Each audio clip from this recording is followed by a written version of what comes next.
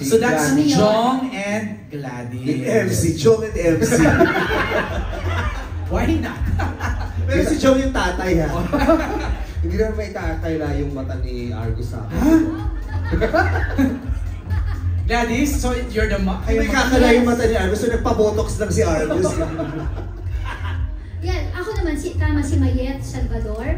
So, sister-in-law ko si Vice and asawa ko si John as B-Boy, ang kapatid naman ni Vice dito sa movie. B-Boy. Alright, Via, what's your role? Ako po si Paeng. Paeng? Paeng ang name ko. Kaya papaihan ako, pero doon sa palabas, ayan, of course. Paeng, pinsan at tagapangalaga kay Mom C. Mom C, Miss Malu? The accent po sa the first syllable, ma'am. Ma'am. Ako ang ma'am ng ating breadwinner at ang iba pang mga kasama sa pamilya. Ayun. MC Lassie, anong role niyo dito? Actually, love interest po ako ni Kokoy. Ay! Alam niya? Hindi niya alam. Actually, ako si Jovi rito at Jovi? Jovi ang name ko. Oy! At best friend ni Bambi at asawa ko po si MC dito. Makaasawa ka naman. Totoo ba yun? MC? Ako si Easy rito. Mag-partner kami rito ni Lassie. At syempre kaibigan ni Bam. Asawa ayo, but party makakala magbarka-magkasama kayo sa O sige, negosyo. mag-asawa kami para pwede hiwalay yan. Kasi may isang eksena dito patutunayan nilang mag-asawa po sila. No way! Kung basta sa MTRCB yun? Yes! Ay! Madilim naman. Nakakaloka. Pakoy, it's your role. Ako dito si Boy, isa sa mga kapatid ni Ate Bambi. Ayun. As of course, Mr. Gert? Yes, ako naman si Ate Baby, ang nakatatandang kapatid ng character ni Vice. Siya si Bambi, so abangan nyo yung dynamics ni Bambi at saka ni Baby. Sa trailer pa nga lang yung teaser trailer, parang may kakaibang dynamics sa kayong dalawa eh, di ba? Bambi, hello? Yes, ako si Bambi dito. Ako po ang breadwinner ng Pamilya Salvador. Ako po ang paborito na kapatid niya ni Baby. Paborito niyang mahalin nung bata kami, pero paborito niya rin kaaway nung lumaki na kami. Ayan, ako ang tagapagtaguyod ng Salvador family na mahal ng nanay niyang si Mamsi. Alam mo, habang dinidescribe mo na, parang nagkakaroon na ng color yung yung dynamics yung dalawa ni Uge. Pero mula sa launch ng official poster at yung teaser trailer, eto na, ang inaabangan po ng lahat, the global premiere of the official trailer ng And the Breadwinner Is. Ready na ba kayo? Just so you know, this is the first time that we're launching it. So, sabay-sabay natin siyang mapapanood. Mga pamilya, please watch this. Wow! So may botox na to? Ito man. Ayan po. Yan na nga. Saglit lang yun pero tinamaan ako. Pero sa kumagalpak din naman ako sa uli. Kasi pangit nga. Ako to. Who else? Sino bang gusto Gladys reaction after Yeah, scene? mixed reaction, syempre. Patatawa. Tama, patatawanin ka. Pero, oy, may tama. Tapos biglang, akala mo, yun na, di ba papalakpak na tayo, biglang may pahabol, oy, nakakatawa na naman. So, talagang very entertaining. Sa teaser pa lang, trailer pa lang yun na, kaya sana po talaga, panoorin niyo po talaga nila. Ito biyak si Coco. Ganda kasi parang bumalik lang sa akin nung panahon na nagsushoot tayo, parang kailan lang. So, ewan ko, parang nabubuo na, ang tagal-tagal talaga mag-December 25, yun yung feeling talaga. Hindi, pero yun nga, no? Parang hindi mawawala yung pagkapatawa. Pero yung scene nyo pa lang na dalawa, ha? Yung tumalikod ka ulit, bigla kang humarap, sinigawan. Malala yun. Malala! Malalang malala yung scene na yun. Yung tumalak si Uge. Sobrang lala. Abangan nyo yun. Wow! Malala rin ang inabot ni Kokoy dun sa scene. Okay, simulan natin kayo. I have the questions. Maraming salamat sa ating mga kasamahan sa press na nag-submit ng inyong mga tanong. Ako na po ang magtatanong ng mga questions for our cast. Let's start off with Vice Ganda. The question is from Marinel Cruz of Inquirer. Ang tanong niya is, while breadwinners take pride in being mature and financially independent, they also carry a heavy burden psychologically. As a breadwinner yourself, have you also personally experienced mental health issues? And how did you cope with it? Hindi ko ready doon.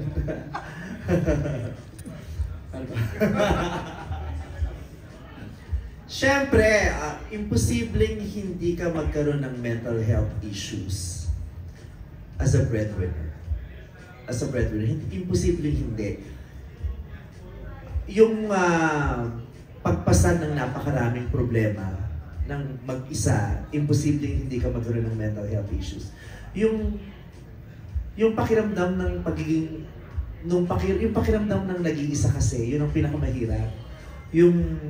Di ba marami namang hindi naman mawawala ang pagsubok sa buhay araw-araw di ba?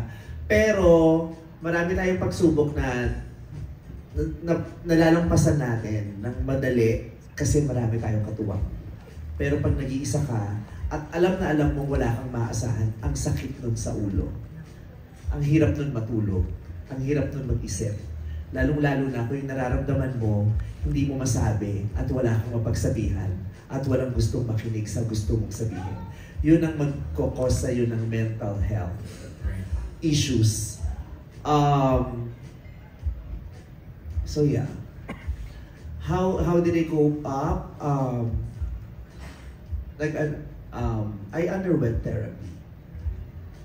Actually, not underwent. I'm still undergoing therapy.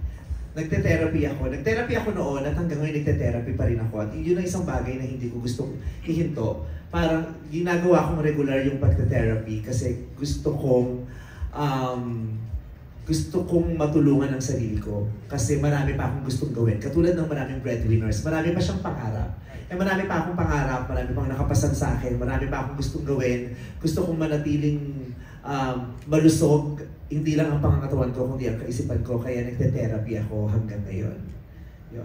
This is something na hindi ko masyado kasi nasi-share pa. Right. Kaya nabigla ako parang, pero naisip ko parang, ano namang nakakahiya ako, nagte-therapy ako. Tama. Diba? Yeah. At saka gusto ko rin malaman nyo, yan, nagte-therapy ako, I am proud of it. At ito yung isang bagay na hindi natin dapat pinagdadalawang isipan na gawin dahil going to a therapy or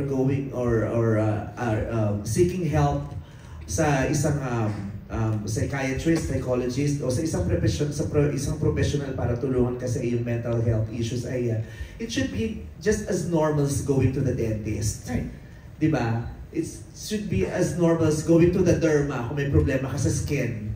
Yung gano'n. So, yeah, yun. Para maharap ko at maalagaan ko yung aking mga pangangailangang mental, ako po ay nagte-therapy every now and then hanggang ngayon. Thank you guys for sharing that. So, curious na ako, sa cast natin dito, sino mga breadwinners? Akala ko sino pa yung nagte-therapy. Pwede din naman. Sinong breadwinner sa ating cast? Uge, Tita Malu. Before, Before, at some point. Parents ko. Ako dati, pero ngayon si Sarina lang.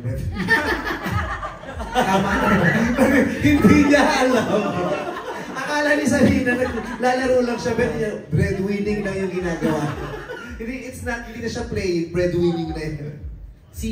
At Uge, ikaw, no? Oo. How was it? Nung medyo bata pa ako, tapos feeling ko parang, bakit naman ako, di ba?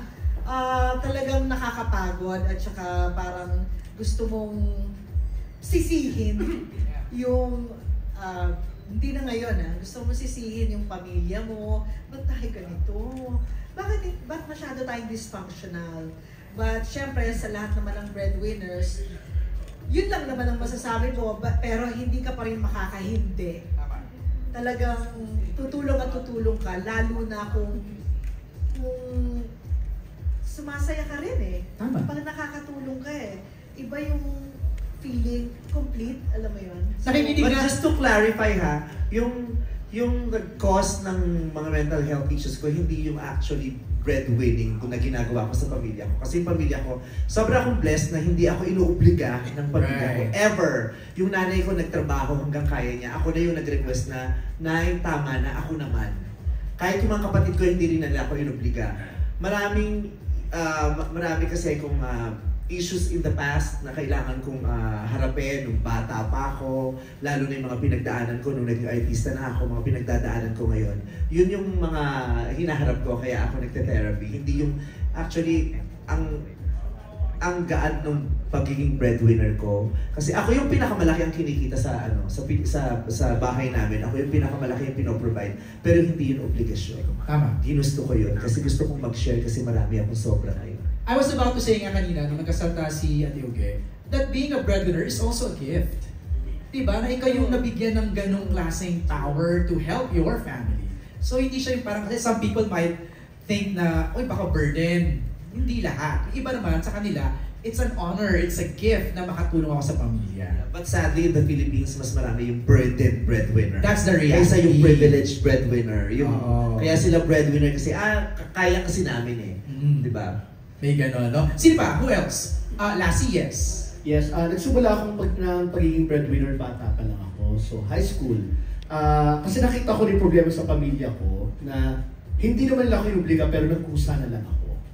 Kasi alam ko kaya ko yung diskarte ng lahat ng pangangailangan nila. So, nagtrabaho ko, ano man yung mga naging trabaho ko, kumikita na rin ako. Hanggang sa ito na nga, naitaguyod ko na, napagtapos ko ng pag-aaral ng kapatid ko, nabigyan ko ng bahay ang pamilya ko. So, nakakatuwa kasi, yung ngayon, nangyayari naman sa akin ngayon, sinishare ko na yung blessings sa kanila. Okay. Congrats, Lassie, Ang ganda. Gladys? Yeah, before, nung bata pa ako, syempre yung father ko talaga ang breadwinner namin. And then, syempre hanggang sa nagsara yung company nila, tapos hardworking talaga yung father ko, pumasok siyang taxi driver, tumira kami sa isang kwarto lang, nakitira kami sa pinsan ko, gano'n yung mga time na yun. Hanggang sa nabigyan nga akong break dito sa ABS, diba, to Marakal. Tapos sabi ko that time, pasok na nagkasakit na yung father ko, sabi ko parang sa kanta ng SB19 talaga na ako nang bahala, yung gano'n. Gano'n din, voluntary, hindi nila ako inobliga, hindi ako sinabihan ng nanay ko o ng tatay ko, hindi. Ako talaga, gusto kong tumulong, masaya ako na tinutulungan yung mga magulang ko, napag-aral ko yung kapatid ko. At ngayon, I'm blessed na nandiyan na si Christopher, yung husband ko, at dalawa na kami magkatuwang na tinataguyod ang pamilya namin. Ganda. Thank you, Gladys. Thank you, everybody, for sharing that. Ang next question, Marnel, is for Eugene. What's it like being Mrs. Danilo Butoni? Are you currently in an LDR? Ang sosyal na apelido. Diba, no? What's it like being Mrs. Danilo Butoni? Gusto niya yan pag yun ang topic. Gusto niya yan. Oo, kahit sa shooting, minsan naiinip pa siya, parang kailan pa mabubuksan yung topic tungkol sa pag-asawa. So, ayan. Go again. Katulad din ng pagiging breadwinner at pagtulong sa pamilya, ito naman yung part na ako naman, yung masaya, kumpleto, ganon. So tama lang ang dating ng mga chapters sa buhay ko. So kung noon medyo chaotic or marami akong tanong, ngayon parang nasagot lahat ng tanong ko at parang lahat ng ginagawa ko sa trabaho, para sa pamilya ko, buong buo yung puso ko, parang sabi nga ni Vice, ang motivation lang naman talaga ng lahat ay love. So, ayun. Nahihirapan ako sagutin talaga to. Mahirap ba daw yung LDR, sabi ni Marinel? Anong ni Marinel? Yes, mahirap ang LDR. Maraming... Mahirap daw kasi video-video lang, di ba? Nahirapan ako tinawag. Pero siguro sabi, ang hirap kasi magbibideo ka na tapos magtatanggal ka pa ng bra kasi isa lang hawak mo cellphone yung gano'n. Nahihirapan daw siya. Delikado itong pagsagot na to. Oo, mahirap ang LDR, pero kung handa naman kayo at creative kayo. Yan! Dalangin! Creative kayo, makakarating din kayo sa finish line. Ang mga breadwinners talaga, madiskarte. Oo! Yung ibang pinakamahirap na diskartehan niya yung paba. Thank you again, maraming salamat. Next is